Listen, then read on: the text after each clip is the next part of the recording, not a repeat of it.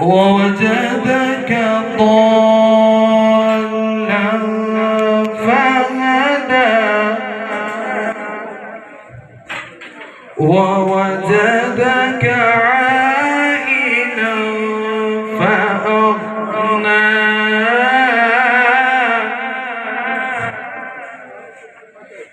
فأما اليتيم فلا تقهر وأما السائل فلا تنهر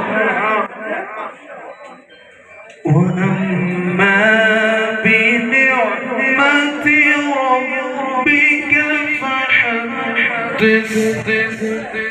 صدق الله